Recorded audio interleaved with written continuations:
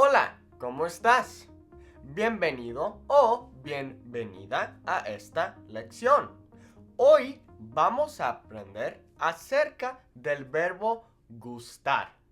Alright, so welcome. Today we're going to be learning all about the verb gustar in Spanish. Now, this verb can be quite confusing for a lot of us when we are first learning Spanish, so let's learn exactly how to use it in today's lesson.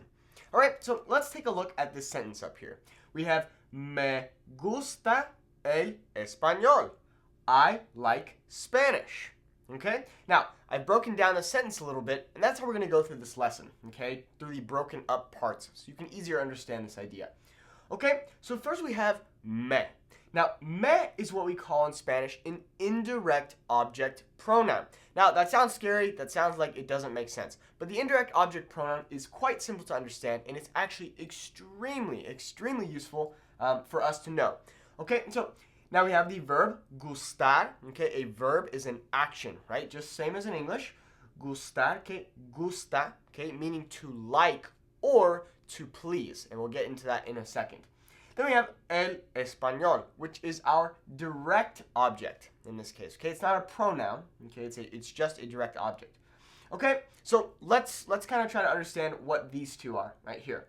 Okay, so we have the verb gusta. Okay, this verb is directly acting upon this object of el español. Because gusta is directly acting upon el español, right? It immediately comes after gusta, okay?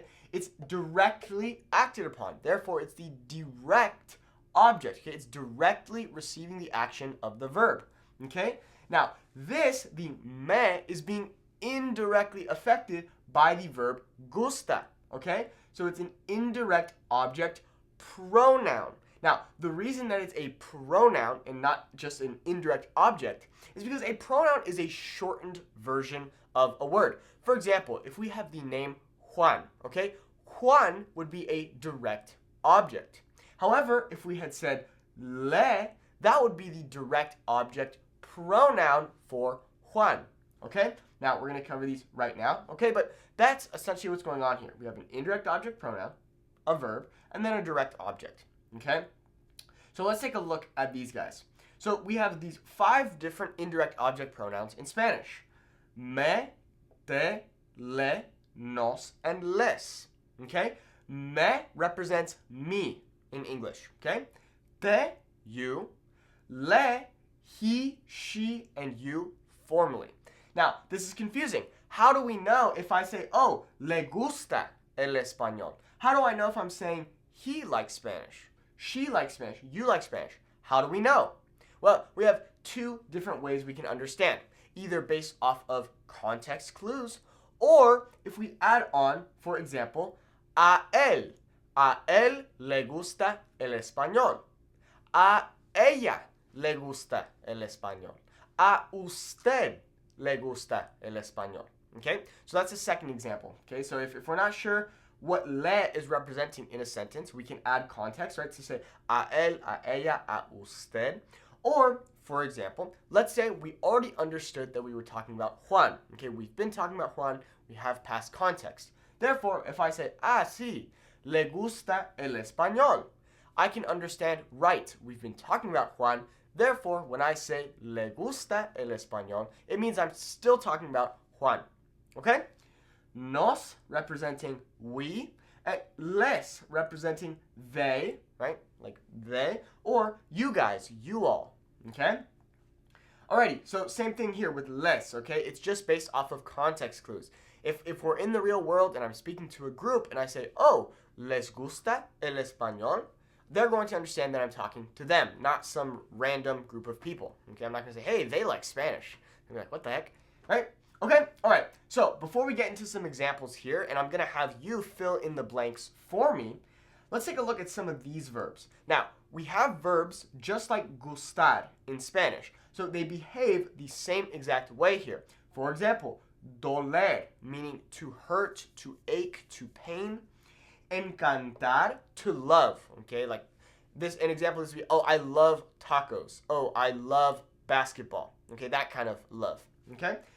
Faltar, meaning to lack, could also mean to miss. Okay, faltar. Importar, to matter or to care. Parecer, to seem or to look. Molestar, to bother or to be disturbing is another way you could translate that. Okay, so we'll take a look at some examples of these a little bit later. Okay, but let's jump in. Let's have you fill in these blanks for me. Okay, so we have two examples here. This is probably one of the biggest reasons that the verb gustar is confusing, is because we have gusta, but we also have gustan. Okay, so for example, te gusta la camisa versus te gustan las camisas. Okay, so gustar is not being conjugated off of this object pronoun. Okay, off of the te. Okay, gustar is being conjugated based off of the direct object. Okay, so I wouldn't say te gustas las camisas. That would be incorrect.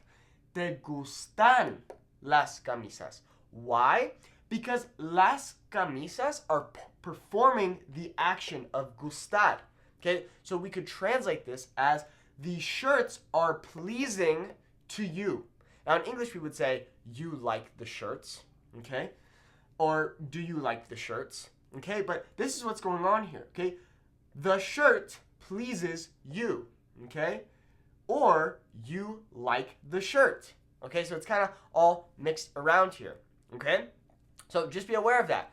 Gustar does not behave like a typical verb. Okay, so for example, if I say yo bailo, okay, I dance.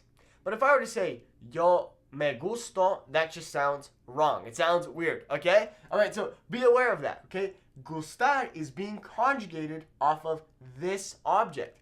So if it's singular, right, la camisa, that's one object, it'll be gusta. And if it's plural, las camisas, this will be plural, gustan, okay? Alrighty, so let's do some examples together. Okay, so I want you to fill in these blanks right here. You can pause the video right here, and then we'll start to go in and fill them together. Okay, so pause the video, fill these in, and then we'll get back into this. Alright, so now if you've unpaused the video, let's take a look, okay? Le gusta el pan, okay? So what would this be? It'd be le gusta, okay? Le gusta. Let's see, my writing skills aren't the best. Okay? Le gusta el pan, right? Not le gustan el pan, right? Because it's singular. If this was los panes, meaning the breads, then we would change it to le gustan los panes. Okay? Next, nos gust los videojuegos. Okay? We like the video games, or we like video games. Okay? So this is going to be gustan, right? Gustan. Okay? Because this is plural. Okay? Videojuegos. Los videojuegos. Right? Okay? Nos gustan los videojuegos. Okay? If it was el videojuego, it would be nos gusta el videojuego. Okay? So remember, gustar is being conjugated off of the direct object, okay? Not the indirect object pronoun. Okay? Les gusta nadar. Okay? Now, nadar is different, okay? Because nadar itself is a verb, okay? It is not an object. Nadar is a verb. So what happens when we have a verb here, okay? Les gust nadar. We are going to have gust as gusta, okay? Not gustan, gusta, okay? Les gusta nadar, okay? They like to swim, okay? Nadar. So anytime you have an infinitive verb, it's going to be in the singular form, right? That third person singular, okay? So nadar, okay? Nadar is an AR verb, okay? It's an AR infinitive verb. In Spanish, we have three kinds of infinitive verbs, okay?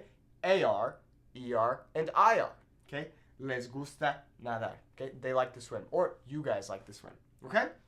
Next, te encanta la comida, okay? La comida is singular, therefore, te encanta okay, it behaves the same as gustar does, okay? Like we talked about, these verbs over here, okay, they behave the same as gustar, okay? So, te encanta la comida. If this was las comidas, it would be te encantan las comidas, okay? Finally, me falta el dinero, okay? Me falta, right? Me falta el dinero, okay? Because el dinero is singular, okay? Right? Gustar is not that bad, right? Okay, it's just a little bit confusing because in English we translate it as I like, you like, we like, okay? But sometimes it's easier to think of it as the shirts are pleasing to me. Something is pleasing to me or you or they, okay? Sometimes it's a little bit easier to think of it like that, okay? And like I told you, right? We have other verbs that behave like gustar, like encantar, faltar, doler, okay? Different verbs like that.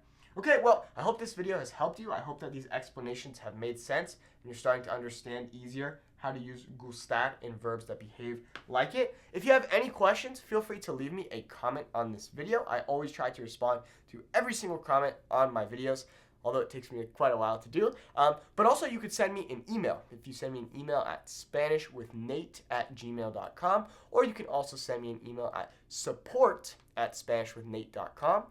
You can send me an email there asking me any questions you may have. And you can also check out my website, SpanishWithNate.com, where I have my Fluent Spanish Speaker Academy, so you can learn how to speak fluent Spanish and connect with your Spanish-speaking friends, family, coworkers, or whoever you want to speak Spanish with. Well, muchas gracias por ver esta lección. Thanks so much for watching this lesson, and I'll see you in the next one.